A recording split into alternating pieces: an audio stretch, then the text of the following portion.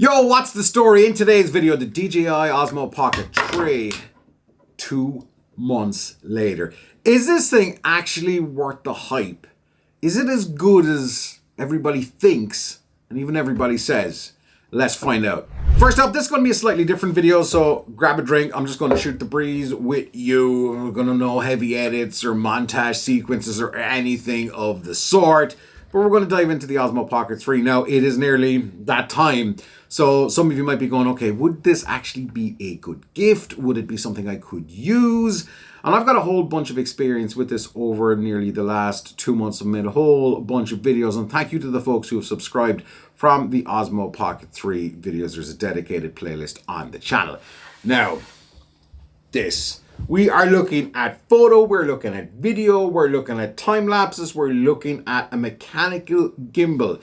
So that's kind of the first couple of things that you should be aware of with the Osmo Pocket 3.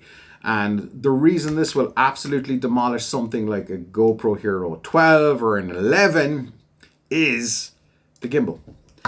GoPros, phones, they all use what's called electronic stabilization. So it's an algorithm that is going to control all of the stabilization and make your footage really smooth. Now you might say, yeah, what about it? Well, when it comes to low light and when it comes to different shooting scenarios, GoPros, phones, the stabilization can get very bad.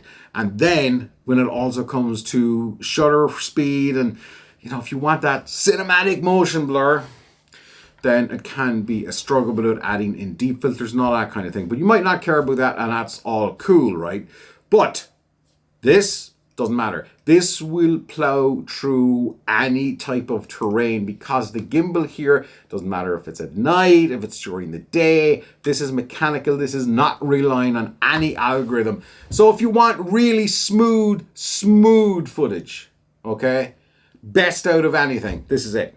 Unless you put your phone or any other camera that you have on a gimbal. Simple as, right? Whether that's a Crane or a DJI Ronin or whatever, it doesn't matter. The RS2, 3, whichever one they've got now. This is the best bang for buck when it comes to your actual stabilization. Everybody wants smooth footage. Why do you want smooth footage? Well, here's the thing, right? If your footage is like jerking all over the place, people will get tired of that real quick. And if they get tired of it real quick, they're going to X out of your video even quicker. So first up, yeah, stabilization is a thing. Now, the size of the actual Osmo Pocket 3 makes it incredibly portable. Now, this comes with one kind of major caveat. Not everybody may want to use this little kind of extended grip here because it just makes it a little bit bigger, but it does help that you can, screw 1/4-inch thread in here and whatever accessories you want. But the downside of not using something like this is that you really have to hold it here. The joystick doesn't balance that well. It just feels awkward in your hand. Yeah, it'll get you out of a pinch, but then a lot of us might kind of want to hold stuff like this. If you're holding stuff like this, you're covering one of the mics. You may also cover another mic here or another mic there. But just use this, and I'm really not sure why you wouldn't use it because it just works. Since I've got this, I've put it on, boom, it's never really come off, I think, until now.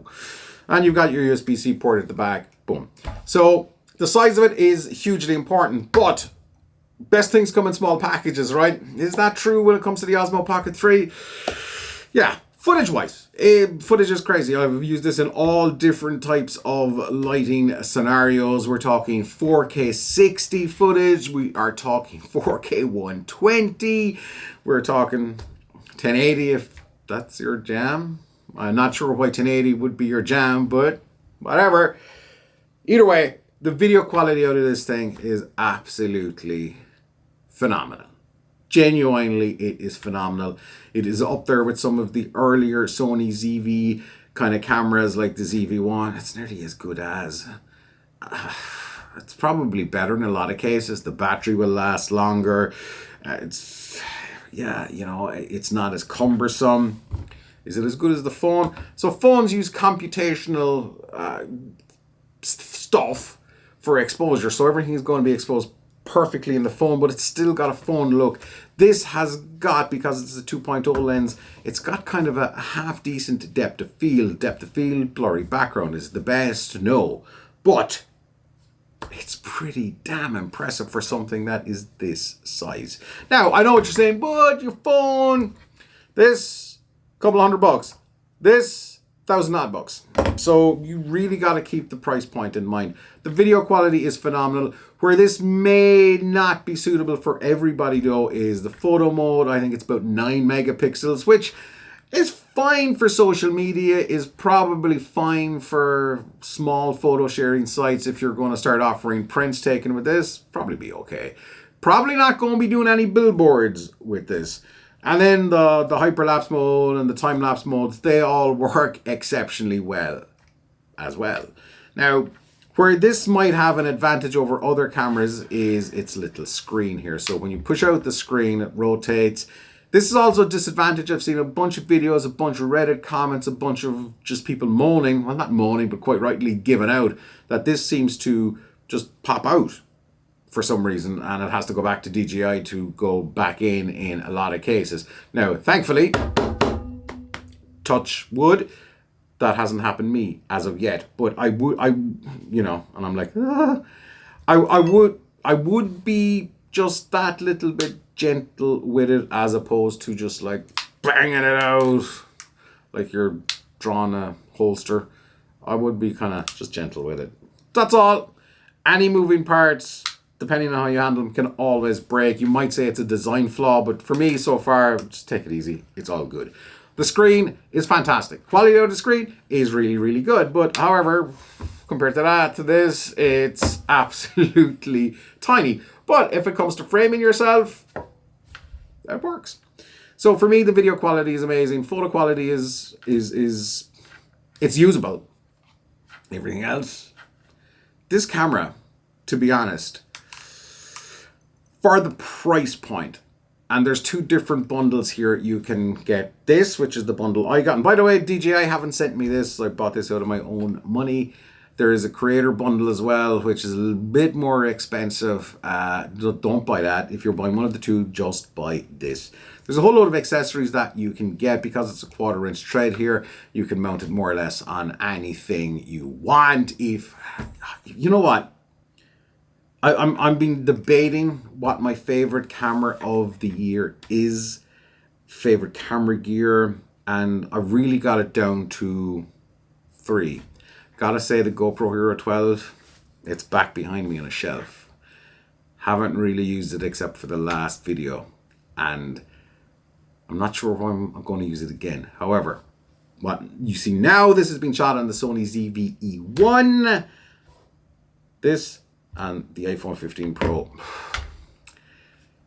For absolute portability and quality, this is unbeatable. Look, I get what people are going to say. Oh, you always got your phone, man. You do always have your phone. And that's the thing. It's a phone with a camera.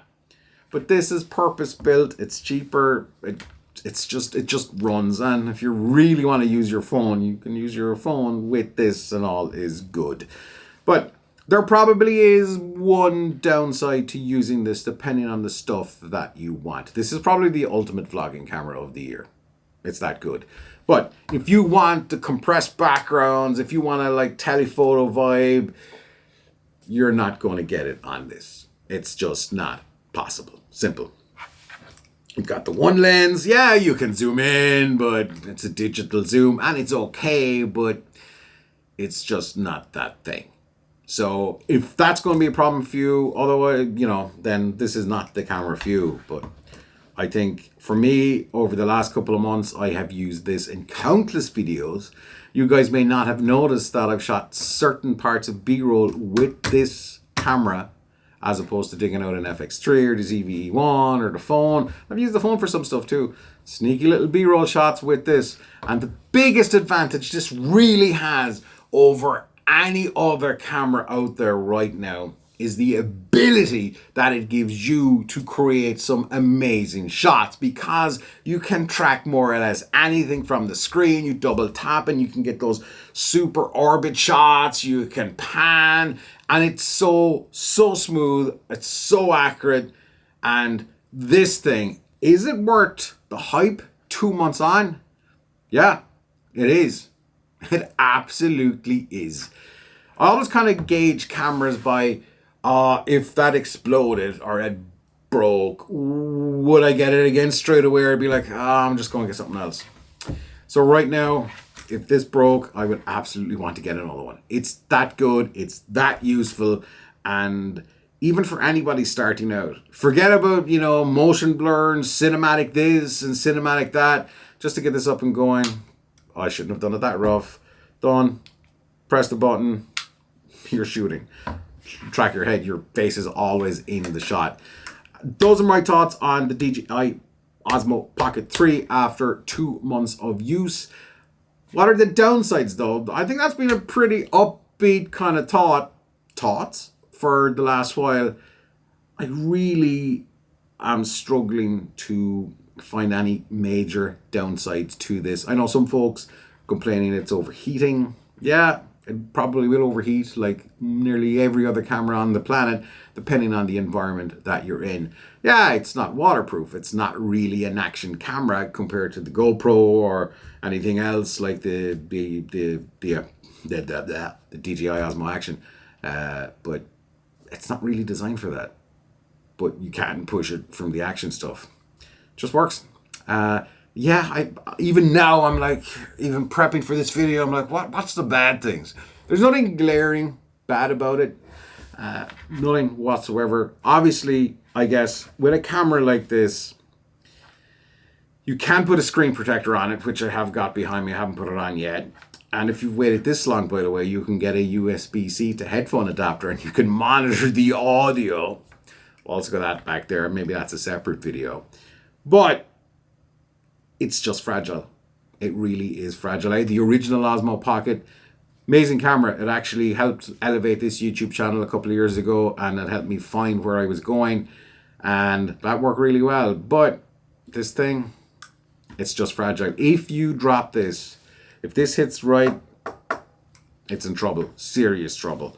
The screen, because it's big, because chances are it's going to fall this way, that screen is not going to survive. I have a screen protector. I haven't put it on yet, but they can only do so much.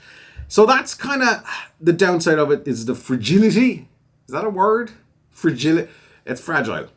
But if you look after it, you should be fine. Now, obviously, there's cases and stuff coming out for that you can, put this into. You can pocket your pocket in a kind of a heavy duty case, but this is still up here, is still the vulnerable part of this whole thing. And that really is the only downside.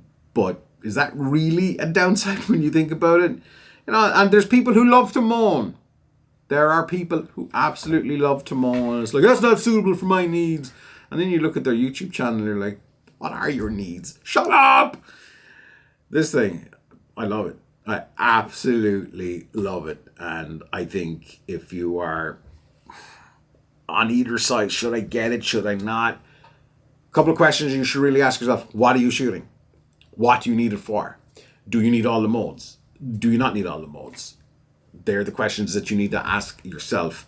And obviously from price point perspective, GoPros and Osmo Action and stuff like that are the closest to it. Maybe your phone. Well, not really. Yeah, no, for me, this is up top of the pile. But am I going to strap this onto a surfboard if I could surf? No. But am I going to bring it everywhere because it fits more or less anywhere you want to shove it? Yeah, I am going to take this absolutely everywhere. Osmo Pocket 3. This one is one of the best pieces of gear in 2023. It is going to take a lot for somebody to knock this off its perch. Amazing. Love it. Love you. Subscribe. Watch this and all of those things. Actually, just before I wrap this video, if you've lasted this long, I would love to know just this straight talky part, right? For me, it goes against every kind of editing instinct I have over the years. There's no B-roll, if any at all, in this. There's no this, there's no that, there's no music. It's just like me and you having a conversation. Good? Bad? You're like, yeah, B-roll, montages, music. Give it to me all. Or not. Let me know in the comments. We'll see you in the next one.